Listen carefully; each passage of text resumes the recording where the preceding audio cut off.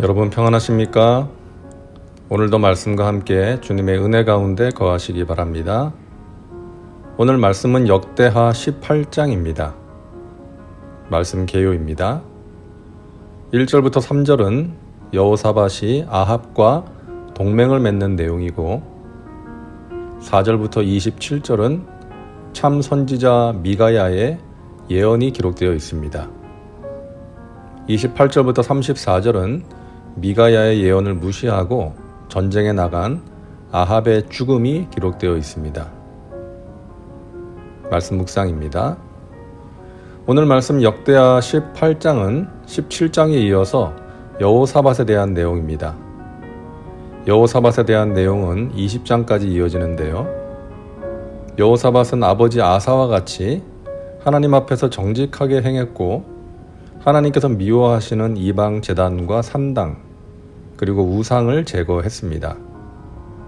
뿐만 아니라 여호사밧은 유다 각 성읍의 지도자들을 보내서 하나님의 율법, 말씀을 가르치게 했습니다. 온 백성들이 하나님만을 섬기도록 하기 위함이었죠. 이것은 아버지 아사의 정책에서 한 걸음 더 나아간 정책이었습니다. 이처럼 지도자가 중요합니다. 우리가 열왕기서와 역대기서를 통해서 보는 것처럼 지도자가 어떤 사람이냐에 따라서 한 나라의 한 시대가 좌우되기 때문이죠. 백성들이 하나님 앞에서 바로 설 수도 있고 하나님을 떠날 수도 있기 때문입니다. 그래서 우리가 지도자를 위해서 기도하는 것이죠. 하나님을 경외하고 백성들을 사랑으로 섬기는 지도자가 되도록 기도해야 하고 지혜로운 선택을 해야 하는 것입니다. 여호사밧 시대가 이전과 비교해서 크게 달라진 것이 있다면 그 전까지는 북왕국 이스라엘과 적대적이었는데요.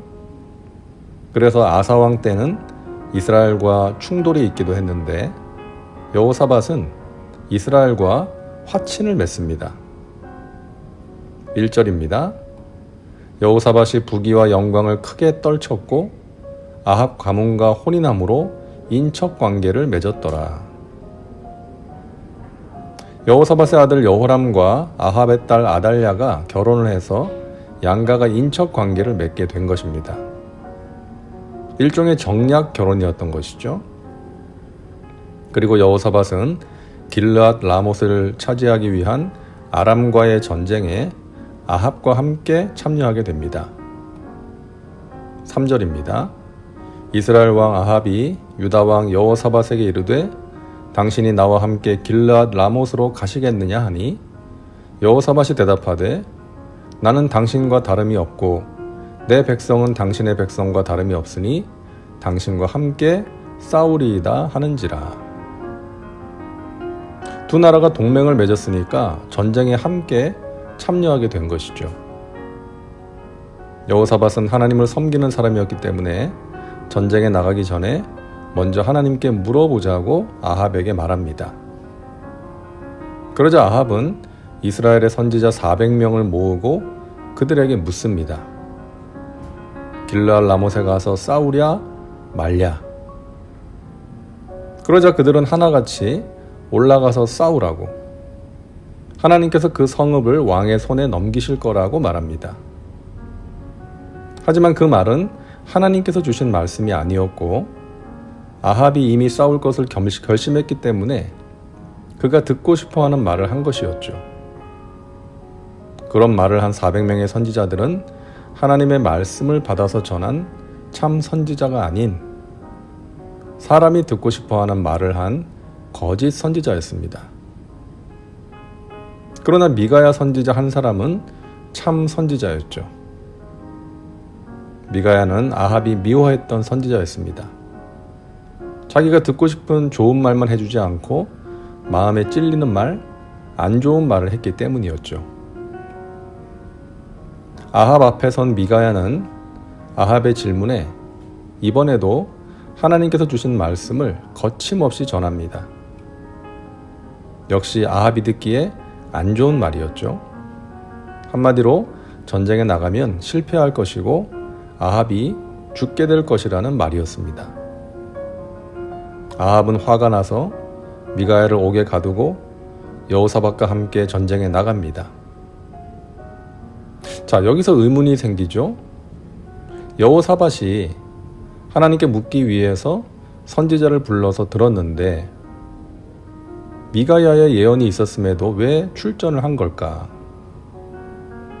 성경에 기록되어 있지는 않지만 아합과 400명의 선지자들이 나가서 싸워야 한다고 강력하게 주장하니까 아마 어쩔 수 없이 따른 것이었겠죠. 결국 전쟁에 나간 아합은 미가야의 예언대로 죽게 되고 여호사밧은 부끄러운 도주를 할 수밖에 없었습니다. 자, 여기서 우리는 여호사밧의 행동을 평가해 볼 필요가 있습니다. 여호사밧은 아합과 정략 결혼을 통한 동맹을 맺었습니다. 정치 외교적으로 현명한 판단과 선택인 것처럼 보입니다. 이스라엘과 싸우면서 국력을 소비하느니 동맹을 맺어서 평화를 이루고 함께 주변 지역을 정복해 나갈 수 있으니까요. 동족 상잔의 비극을 방지하고 장기적으로는 분열된 왕국 통일을 도모할 수도 있는 그런 정책이었습니다. 그러나 하나님 편에서 보시기에는 잘못된 선택이었습니다. 아합은 하나님을 경외하지 않는 악한 왕이었기 때문이었죠. 그래서 19장 2절을 보면 이렇게 말씀합니다. 하나니의 아들 선견자 예후가 나가서 여호사밧 왕을 맞아 이르되 왕이 악한 자를 돕고 야훼를 미워하는 자들을 사랑하는 것이 옳으니이까. 그러므로 야훼께로부터 진노하심이 왕에게 임하리이다. 여호사밧의 선택은 여러 가지 상황을 고려할 때에 현명한 선택 같았지만 유다 왕국의 신앙에 부정적인 영향을 미친 실수였습니다. 북이스라엘은 남북 분열 이후에 하나님과의 언약을 버리고 이방의 우상을 숭배함으로써 이미 이방 민족과 별 차이가 없었어요. 그러니까 여호사밧은 눈앞의 이익을 위해서 불의의 세력과 손을 잡은 것이었죠. 이 동맹 이후에 아합의 딸 아달랴를 통해서 북이스라엘의 우상이 유다에 들어오게 되었고 이후 오랜 세월 동안 심각한 영적 타락과 정치적인 어려움을 가져오게 되었던 것입니다. 우리는 오늘 말씀을 통해 중요한 교훈을 배우게 됩니다. 인간의 좋은 생각이 하나님의 뜻을 거스를 수 있다는 것입니다. 여호사밧의 선택은 인간적으로 보기에 좋은 생각인 것 같았습니다. 군사 외교적으로 어쩔 수 없는 선택이었다고 할 수도 있겠죠. 그러나 그로 인해 유다가 심각한 영적 타락과 정치적 혼란에 빠지게 되었던 것입니다. 좋은 선택 같아 보였지만 안 좋은 결과를 초래하게 된 것이죠. 그러므로 우리는 선택과 결정에 있어서 두렵고 떨리는 마음으로 신중해야 합니다. 내가 보기에 좋은 것, 내 생각에 옳은 것을 쉽게 선택하고 주장하면 안 됩니다. 내 생각과 다른 누군가의 의견도 귀담아 들어야 하고요.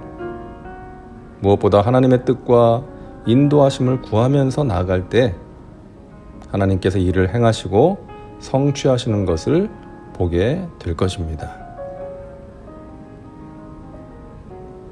다음은 말씀 적용입니다. 오늘 말씀을 통해 당신에게 주시는 메시지는 무엇입니까? 당신 자신과 삶에 구체적으로 적용하시기 바랍니다. 이제 기도합니다.